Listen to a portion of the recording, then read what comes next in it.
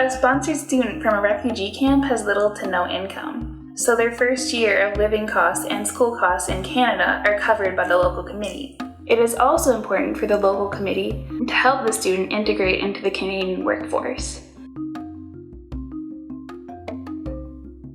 Okay, I can advise students who are preparing to come in Canada that they should get prepared to a lot of work at the university, and they should also realize that they are going to be at the university, so they have to work hard, and they are also going to be embarrassing time different from the way they were doing the camp. So I've worked at different jobs. Out at a factory at Toyota. I worked in the government, also built a Crown Corporation, and then I'm a teaching assistant. So I've seen different kinds, and I've seen that all of them, they need like results. Like if they tell you to do something, you do it. And while in the camp, which is also was good, was effective, but like sometimes you don't really learn anything from working there, and there are not many opportunities. It was mostly like either you do translation or maybe you teach in secondary school. So there were less opportunities, I think. First, it was really very tiring to find a job in the first place, because being a refugee there, it's really hard to get a job, and most of the jobs that you find there are translation jobs or like some little jobs. And I was lucky to find a job with one of the good NGOs that pay nicely, kind of incentives, but it was good. I was happy with it. And the thing is, where I was studying and where the job was located, it was like a long distance. At the end of the day, when I'm like in school, I just get tired just because of the energy that I've used, the walking, and within that, I had like 2 hours, like from 10 a.m. until 12 p.m. Like I attended classes. Yeah, it was hard, like seriously, because in between that time there wasn't like any break for myself or like food, so I just work. So at the end of the day I was just drained. Like sometimes I feel dizzy just because I was standing the whole day or like doing something. In Canada, we insist a lot on producing so much in a very short space of time. It's more capitalist, I want to say, and we want to make as much money as possible in a second. It was easy because it was just on campus and I didn't have to do a lot of walking, but like I had to integrate that with my school work, but it was easier. Working here is very beneficial, and it's more skill based, and you actually learn a lot of things when you work, and it's very effective. They actually want to see results in what you do.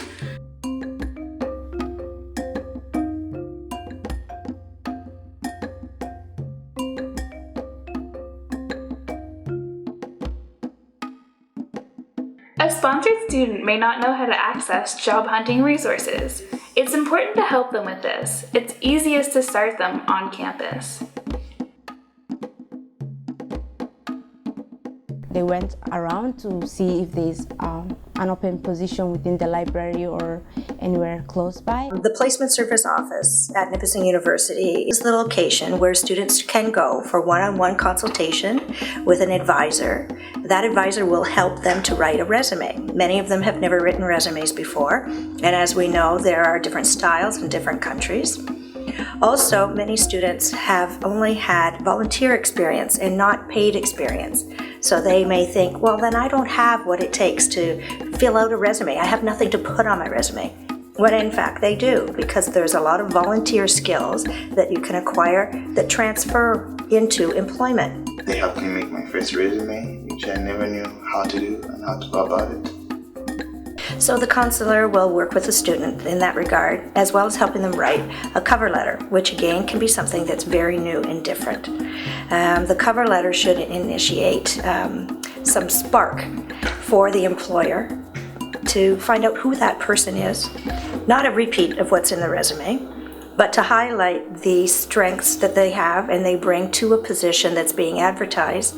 We're going to spread out now into different departments looking for where they are hiring right now. One way to connect to employment opportunities, and we have it here in our program at Nipissing in social welfare and social development, is a community service learning course. when the students go out into the community, they work with an agency. In Eve Kalala's case, it was at the Multicultural Center.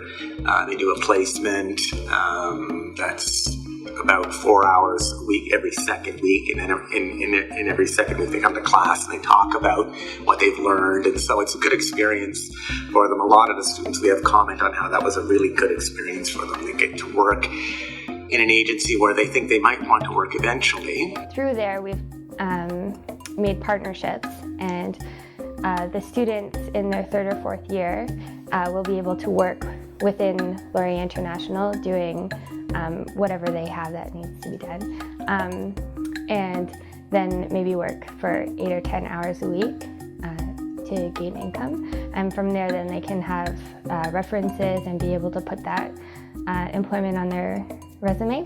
Another major aspect that our career placement office can offer students is videotaping of mock interviews.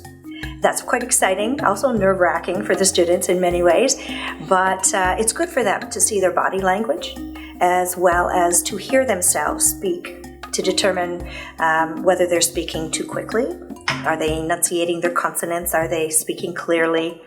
And that kind of thing can go a long way. So it's important to be able to come in a very positive manner and not be too nervous. And having successive videotapings to work through some of the traits that an individual possesses is very helpful, because they can cite things that they can improve, they can work on that and come back and try it again.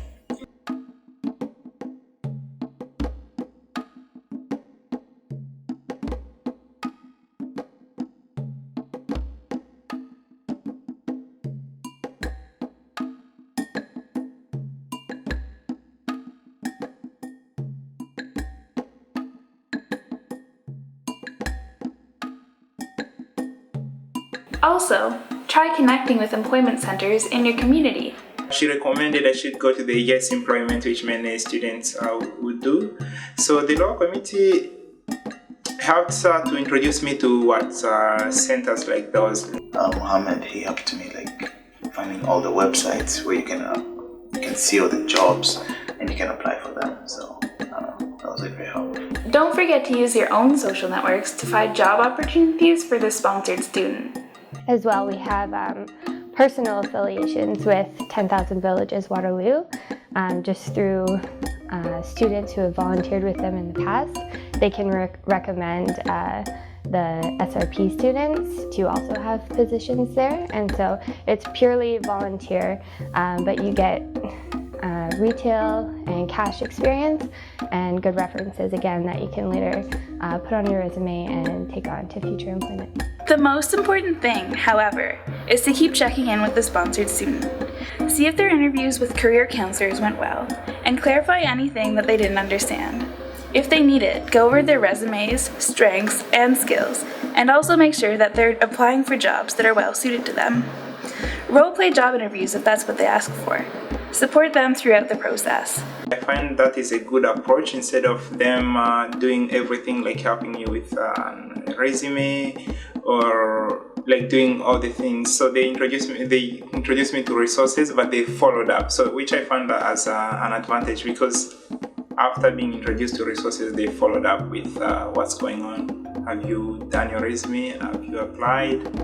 And if there was anything maybe I could not share further with the center, I would talk with the law committee. Yeah.